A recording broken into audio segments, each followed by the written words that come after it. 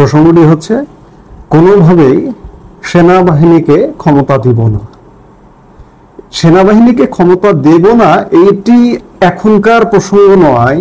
নাহিদ ইসলাম প্রসঙ্গটি টেনেছেন গত বছর 5 অগাস্ট পরবর্তী সময়কালে ক্ষমতা কে গ্রহণ করবে এটিকে কেন্দ্র করে তিনি কিছু ব্যাখ্যা দিয়েছেন। সেই ব্যাখ্যায় তিনি এমনটা বলেছেন যে কোনোভাবে সেনাবাহিনীকে ক্ষমতা দিব না, কোনোভাবে সেনাবাহিনী বা সেনাবাহিনী সমর্থিত কোনো গ্রুপের কাছে ক্ষমতা না দেওয়ার বিষয়ে প্রথম থেকেই বৈষম্য বিরোধী আন্দোলনের নেতাদের মধ্যে স্পষ্ট অবস্থান ছিল বলে জানিয়েছেন জাতীয় নাগরিক পার্টি এনসিপির আহ্বায়ক নাহিদ ইসলাম। আজ বৃহস্পতিবার সামাজিক যোগাযোগ মাধ্যম ফেসবুকে দেওয়া এক স্ট্যাটাসে জুলাই অভ্যুত্থান পরবর্তী জাতীয় সরকার, নতুন সংবিধান ও নানা রকম ঢালাও প্রচারণা সহ বিভিন্ন বিষয়ের অবতারণা করেন এনসিপির এর শীর্ষ নেতা। স্ট্যাটাসের এক জায়গায় নাহিদ ইসলাম বলেন, 2 আগস্ট 2024 রাতে জুলকারনাইন সায়েররা প্রবাসী অনুসন্ধানী সাংবাদিক একটা আর্মি কু করে সামরিক বাহিনীর এক অংশের হাতে ক্ষমতা দিতে চেয়েছিল। এই উদ্দেশ্যে কথিত সেফ হাউসে থাকা ছাত্র সমন্বয়কদের চাপ প্রয়োগ করা হয়, থ্রেট করা হয় যেন সে রাতে ফেসবুকে তারা সরকার পতনের এক দফা ঘোষণা করে আর আমাদের সঙ্গে আর কোনো যোগাযোগ না রাখে। রিফাতদের বিভিন্ন লেখায় এই বিষয়ে বলা হয়েছে। রিফাত হয়তো একজন সমন্বয়ক বা স্টুডেন্ট হবেন। নাহিদ স্ট্যাটাসে আরো বলেন, আমাদের বক্তব্য ছিল এক দফার ঘোষণা মাঠ থেকে জনগণের মধ্য থেকে দিতে হবে, আর যারা এভাবে চাপ প্রয়োগ করছে তাদের উদ্দেশ্য সন্দেহজনক। আমাদের ভেতর প্রথম থেকে এটা স্পষ্ট ছিল যে ক্ষমতা কোনোভাবে সেনাবাহিনী বা সেনাবাহিনী সমর্থিত কোনো গ্রুপের কাছে দেওয়া যাবে না। এতে আর একটা 1-11 হবে এবং আওয়ামী লীগ ফিরে আসার সুযোগ তৈরি হবে এবং আমাদের প্রতিরক্ষা বাহিনী ক্ষতিগ্রস্ত হবে। নাহিদ স্ট্যাটাসে আরো লিখেছেন যে তাদের আন্দোলনের পরিকল্পনাটা ছিল যে এটাকে জনগণের স্বতঃস্ফূর্ত গণ অভ্যুত্থান হিসেবে সফল করতে হবে এবং রাজনৈতিক দলগুলোকে নিয়ে সামনে আগাতে হবে। 5 আগস্ট থেকে আমরা অবস্থান ব্যক্ত করে গিয়েছি। জুলকারনাইন সায়েরের ভূমিকা বিষয়ে নাহিদ ইসলাম আরো বলেন, সায়েরগণ 5 আগস্টের পর বারবার চেষ্টা করেছে আমাদের বিরুদ্ধে পাল্টা নেতৃত্ব দাঁড় করাতে। সেক্ষেত্রে সাদিক কায়েমদের, ঢাকা বিশ্ববিদ্যালয়ের শিবির নেতা সাদিক কায়েমদের ব্যবহার করেছে এবং তারা ব্যবহৃত হয়েছে। সায়েরগণদের এই চেষ্টা অব্যাহত আছে। এনসিপির নেতা নাহিদ ইসলাম আরো বলেন, কল রেকর্ড ফাঁস, সারভাইলেন্স, চরিত্র হনন, অপপ্রচার, প্রপাগান্ডা হেন কোনো কাজ নেই যা হচ্ছে না। বাংলাদেশের সিটিং মন্ত্রীদের বিরুদ্ধে যত অপপ্রচার হচ্ছে এদেশের ইতিহাসে এরকম কখনো হয়েছে কিনা জানা নেই, কিন্তু মিথ্যার উপর বেশি দিন টিকা যায় না, এরাও টিকবে না। নাহিদ ইসলামের 5 আগস্ট পরবর্তী সময়ে 5 আগস্ট সময়কালে বিএনপি প্রধান, বিএনপির ভারপ্রাপ্ত চেয়ারম্যান তারেক রহমানের সাথে ভার্চুয়াল বৈঠকের কথাও নাহিদ ইসলাম এই স্ট্যাটাসে লিখেছেন এবং তাই সেই সময় একটা জাতীয় সরকার করবারও পরিকল্পনা করেছিলেন নাহিদ ইসলামরা, সেগুলো লিখেছেন।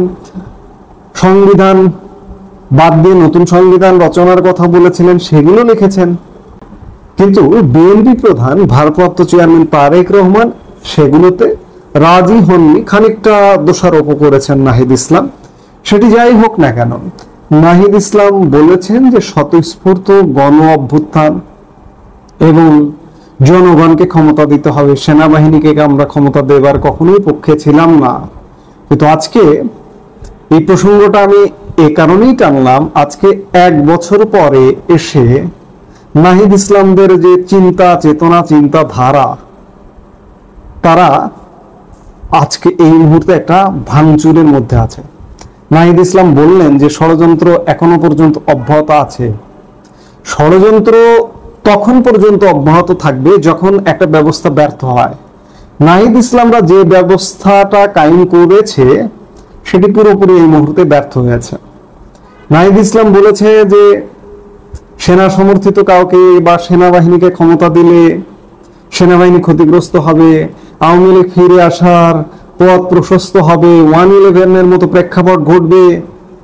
আজকে সবকিছু কিন্তু ঘটে যাচ্ছে, ঘটে যাওয়া ইতিমধ্যে শুরু হয়ে গেছে। আওয়ামী লীগ ফিরবার পথ প্রশস্ত হয়েছে।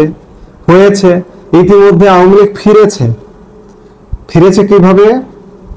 সরকার যদিও বা কার্যক্রম নিষিদ্ধ করেছে প্রজ্ঞাপন জারি করে, কিন্তু আওয়ামী লীগ বাংলাদেশের মানুষের মনে মনে ফিরেছে।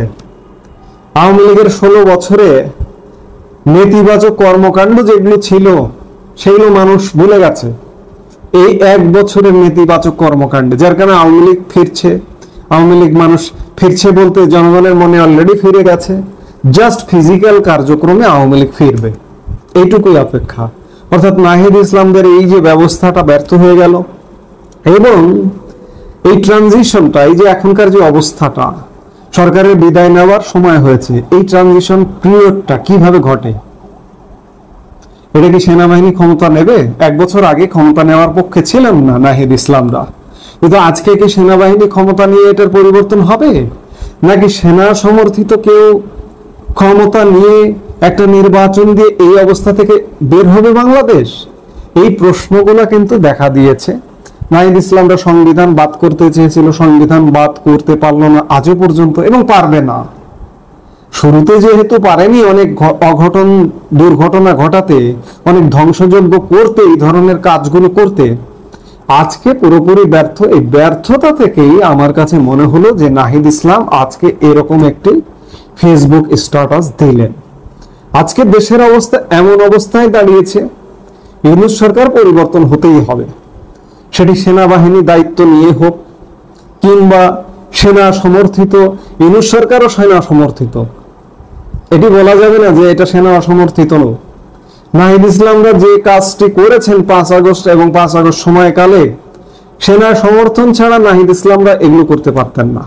আমি বারবার বলি যে 5 আগস্ট একটা কাক পক্ষী ঢাকা ঢুকতে পারত না যদি সেনাবাহিনী না সমর্থন করত। কিন্তু কি হয়েছে?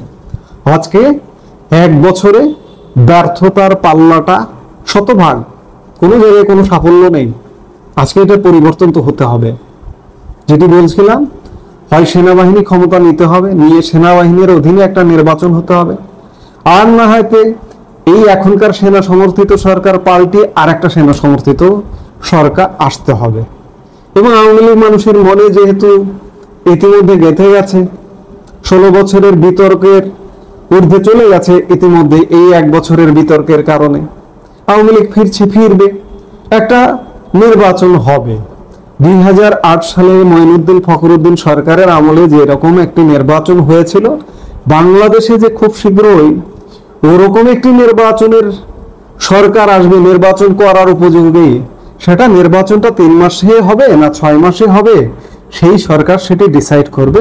তবে সব দলের রাজনীতি করবার একটা পরিবেশ যে তৈরি হতেই হবে, এটা সময়ের দাবি, দেশের দাবি, জনতার দাবি, এবং সব দলের অংশগ্রহণে যে একটা নির্বাচনের দিকে বাংলাদেশ যাবে, এটি এক প্রকার নিশ্চয়তা দিয়ে বলা যায়। কারণ বাংলাদেশের সব প্রেক্ষাপট, সবকিছু নাহিদ ইসলামদের অবস্থা ব্যবস্থা সব ফেল করেছে।